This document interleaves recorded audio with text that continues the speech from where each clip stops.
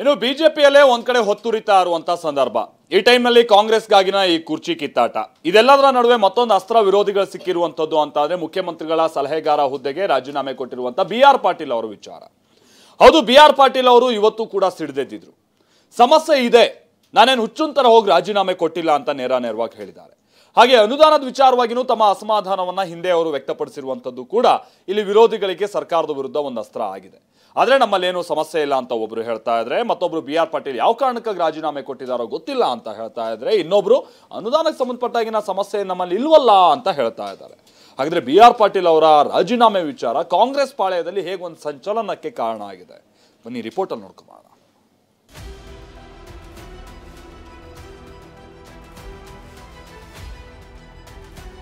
ಸಮಸ್ಯೆಗಳಿದ್ದಾವೆ.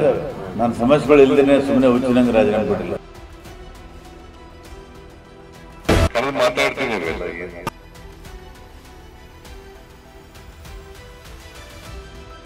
ಕರೆದ್ರೆ ಹೋಗ್ತೀನಿ, ರಾಜೀನಾಮೆ ಮಾತ್ರ ವಾಪಸ್ ಕೊಡಲ್ಲ. ಸಮಸ್ಯೆ ಇದಾವೆ, ನಾನೇನು ಹುಚ್ಚನ ರೀತಿ ರಾಜೀನಾಮೆ ಕೊಟ್ಟಿಲ್ಲ, ವಾಪಸ್ ಪಡೆಯೋ ಪ್ರಶ್ನೆಯೇ ಇಲ್ಲ. ಹೌದು, ಈ ಮಾತು ಸಿಎಂ ಸಿದ್ದರಾಮಯ್ಯರ ವಿರೋಧಿಯ ಮಾತು ಅಲ್ಲ, ಹಿತ ಶತ್ರುವಿನ ಮಾತು ಅಲ್ಲ, ತುಂಬಾನೇ ಆಪ್ತರಾಗಿರುವ ಶಾಸಕ ಬಿ.ಆರ್. ಪಾಟೀಲ್ ಮಾತಾಗಿದೆ.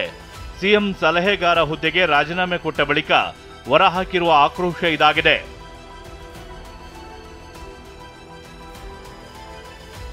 ಸಮಸ್ಯೆಗಳು ಇದೆ, ಹುಚ್ಚನ ರೀತಿ ರಾಜೀನಾಮೆ ಕೊಟ್ಟಿಲ್ಲ.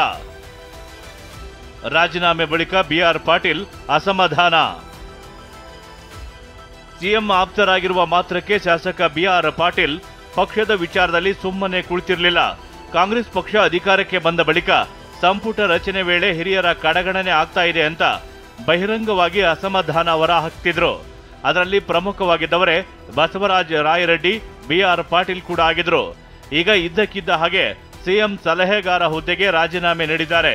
ಪರೋಕ್ಷವಾಗಿ ಅಸಮಾಧಾನವನ್ನ ಹೊರ ಹಾಕಿದ್ದಾರೆ. ಸಮಸ್ಯೆಗಳಿದ್ದಾವೆ, ನಾನು ಸಮಸ್ಯೆಗಳು ಇಲ್ಲದೇನೆ ಸುಮ್ಮನೆ ಹುಚ್ಚಿನಂಗೆ ರಾಜೀನಾಮೆ ಕೊಟ್ಟಿಲ್ಲ. ಸಮಸ್ಯೆಗಳಿದ್ದಾವೆ, ಮುಖ್ಯಮಂತ್ರಿ ಹತ್ರ ಕರೆದ್ರೆ ಚರ್ಚೆ ಮಾಡ್ತೀನಿ. ಸಿಎಂ ನನ್ನ ಆತ್ಮೀಯ ಗೆಳೆಯರು ಹೇಳಿದ್ದಾರೆ, ಕರೆದ್ರೆ ಹೋಗ್ತೀನಿ, ರಾಜೀನಾಮೆ ಮಾತ್ರ ವಾಪಸ್ ಕೊಡಲ್ಲ. ಯಾವತ್ತೋ ರಾಜೀನಾಮೆ ಕೊಡಬೇಕು ಅಂತಿದ್ದೆ ಎಂದ ಪಾಟೀಲ್. ನಾನು ಯಾವತ್ತೋ ರಾಜೀನಾಮೆ ಕೊಡಬೇಕು ಅಂತಿದ್ದೆ ಅಂತ ಶಾಸಕ ಬಿ.ಆರ್. ಪಾಟೀಲ್ ಹೇಳಿದ್ರು. ಇದಿಷ್ಟೇ ಅಲ್ಲ, ಸಿಎಂ ಕರೆದು ಮಾತನಾಡ್ತೀನಿ ಅಂತಿದ್ದಾರೆ, ನಾನು ಹೋಗ್ತೀನಿ ಅಂತಾನೂ ಹೇಳಿದ್ದಾರೆ. ನಾನು ಯಾವತ್ತೋ ರಾಜೀನಾಮೆ ಕೊಡಬೇಕು ಅಂತ ಹಿಂದೆ ನಿರ್ಧಾರ ಮಾಡಿದ್ದೆ. ಅದು ರಾಜ್ಯಪಾಲರ ಒಂದು ತೂಗುಗತ್ಯದ ತಲೆ ಮೇಲೆ ಇತ್ತಲ್ಲ, disqualification of membership, office of ಪ್ರಾಫಿಟ್ದು, ಅದು ಕ್ಲಿಯರ್ ಆಗಲಿ ಅಂತ ಕಾಯ್ತಿದ್ದೆ. ಕ್ಲಿಯರ್ ಆಯಿತು, ಅದು ಬಿಟ್ಟುಬಿಟ್ಟೆ. ಮುಖ್ಯಮಂತ್ರಿ ಏನು ನಿನ್ನೆ ಮೈಸೂರಲ್ಲಿ ಹೇಳಿದ್ದಾರೆ, ಕರೆದು ಮಾತಾಡ್ತೀನಿ ಅಂತ. ಹೋಗ್ತೀನಿ, ಮಾತಾಡ್ತೀನಿ. ಅವರಿಗೆ ಒಂದೆರಡು ಸಲ ಹೇಳಿದ್ದೆ, ಇದು ಎರಡನೇ ಪತ್ರ. ಆದರೆ ಆಪ್ತನ ರಾಜೀನಾಮೆಗೆ ಸಿಎಂ ಸಿದ್ದರಾಮಯ್ಯ ನಿನ್ನೆ ಉತ್ತರಿಸಿದ್ದು ಮಾತ್ರ ಈ ರೀತಿಯಾಗಿತ್ತು.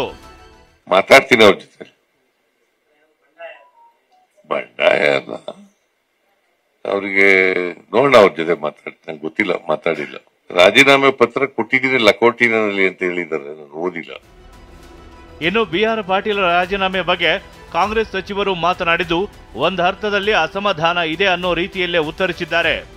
ಯಾತಕ್ಕೆ ಕೊಟ್ಟಿದ್ದಾರೆ ಗೊತ್ತಿಲ್ಲ, ಅವರು ಕೊಟ್ಟಿದ್ದಾರೆ ಅಂತ ಗೊತ್ತು. ಯಾವ ಕಾರಣಕ್ಕೆ ಕೊಟ್ಟಿದ್ದಾರೆ ಅನ್ನೋದು ಅವರು ಏನು ಹೇಳಿಲ್ಲ, ನಮಗೆ ಗೊತ್ತಿಲ್ಲ. ಅದು ಮುಖ್ಯಮಂತ್ರಿಗಳು ಮತ್ತು ಅವರ ಮಧ್ಯದಲ್ಲಿ ಇರ್ತಕ್ಕಂಥದ್ದು. ಈಗ ಅನುದಾನ ಬರ್ತಾ ಇಲ್ಲ ಅಂದರೆ KKRDBಯಿಂದ ಮೊದಲನೇ ಬಾರಿಗೆ 5,000 ಕೋಟಿ ರೂಪಾಯಿಯನ್ನು ಕೊಟ್ಟಿದ್ದೇವೆ. ಎಲ್ಲನೂ ಕೂಡ ಮೈಕ್ರೋ ಇರ್ಬೋದು, ಮ್ಯಾಕ್ರೋ ಇರ್ಬೋದು, ವಿನೂತನವಾದಂಥ ಕಾರ್ಯಕ್ರಮಗಳನ್ನು ಅಲ್ಲಾಗಿದೆ. ಈಗ ಅವ್ರ ಕ್ಷೇತ್ರದ ಯಾವುದಾದ್ರೂ ಒಂದು ಕೆಲಸ ಏನಾದರೂ ಬೇಡಿಕೆ ಇಟ್ಟಿದ್ರೆ ಸಂಪೂರ್ಣವಾದಂಥ ಮಾಹಿತಿ ನನಗಿಲ್ಲ ಸದ್ಯಕ್ಕೆ. ಯಾವುದೇ ಆ ರೀತಿಯಾಗ ತೊಂದರೆ ಆಗೋದಿಲ್ಲ. ಏನೋ ವಿಷಯ ಬಂದಿರಬೇಕು, ಅದು ಏನಿದೆ ಎಂಬುದು ನಮಗಿನ್ನೂ ಗೊತ್ತಿಲ್ಲ. ಯಾಕಂದರೆ ನಿನ್ನೆ ಬೆಳಗ್ಗೆ ಆ ವಿಷಯ ನಮ್ಮ ಗಮನಕ್ಕೆ ಬಂತು. ನಾವು ನಿನ್ನೆ ಮೀಟಿಂಗ್ಗಳಲ್ಲಿದ್ದೆ, ರಾತ್ರಿ ಕಟ್ಟಲ್ಲಿ. ಅದೇನಿದ್ರು ಮುಖ್ಯಮಂತ್ರಿಗಳಿಗೆ ಆಗಲೇ ಹೇಳಿದ್ದಾರೆ, ಸರಿಪಡಿಸ್ತಾರೆ ಅಂತೇಳಿ ಸರಿಪಡಿಸ್ತಾರೆ. ಸಿಎಂ ಸಲಹೆಗಾರ ಹುದ್ದೆಗೆ ರಾಜೀನಾಮೆ ಕೊಟ್ಟಿರುವ ಶಾಸಕ ಬಿ.ಆರ್. ಪಾಟೀಲ್ ನಡೆ ಇನ್ನೂ ನಿಗೂಢವಾಗಿಯೇ ಇದೆ. ನಮಗೂ ಸಮಸ್ಯೆಗಳು ಇವೆ, ನಾನೇನು ಹುಚ್ಚನ ರೀತಿ ರಾಜೀನಾಮೆ ಕೊಟ್ಟಿಲ್ಲ ಅಂದಿದ್ದಾರೆ. ಸಿಎಂ ಕರೆದ್ರೆ ಮಾತನಾಡ್ತೀನಿ ಅಂತಾನೂ ಹೇಳಿದ್ದಾರೆ. Bureau report, TV9.